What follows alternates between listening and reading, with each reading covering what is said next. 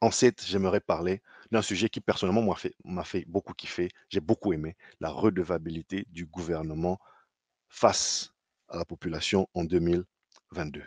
Alors les amis, pour moi, c'était inédit. Je sais qu'il y a eu des petites, tentatives dans ce sens, mais je ne sais pas si vous vous rappelez d'une année de récemment, de mémoire en tout cas, où le gouvernement de la RDC a entrepris de faire un exercice de redevabilité, d'expliquer à la population ce que le gouvernement Sama Lukonde, les fameux Warriors, ont fait lors de leur anniversaire au mois d'avril 2022, l'an 1 du gouvernement Sama, qui dressait un bilan et qui expliquait secteur par secteur. Chaque ministre a défilé devant le plateau de télévision pour 1 heure, parfois plus, pour expliquer ce qui a été fait dans son secteur et être challengé par des journalistes qui posent des questions, qui font des suivis. Moi, j'ai trouvé ça super, les amis. Je ne sais pas vous, mais moi, j'ai trouvé ça incroyablement bon, dans la bonne direction. C'est vrai, parfois, allez,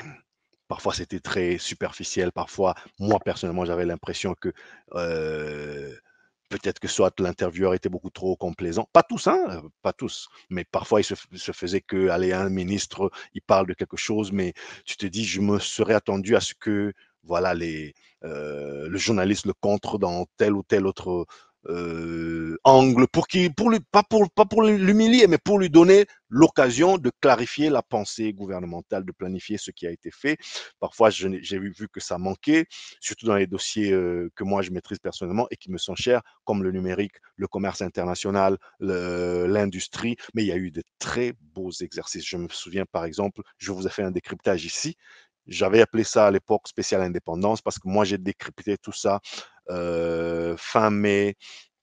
Allez, entre le moment où ça se passait à partir de, on va dire, courant mai. Donc moi, j'ai commencé à décrypter vraiment en détail, dans le détail, courant mois de juin. Et autour du 30 juin, je vous ai publié comme ça quelques numéros que vous pouvez retrouver. Par exemple, le numéro 28, où je parlais d'un bilan du numérique avec, avec le ministre, le professeur docteur Kolongele, qui, voilà, qui expliquait la vision numérique, ce qui a été fait, etc. Et j'avais dit ce que j'en pensais.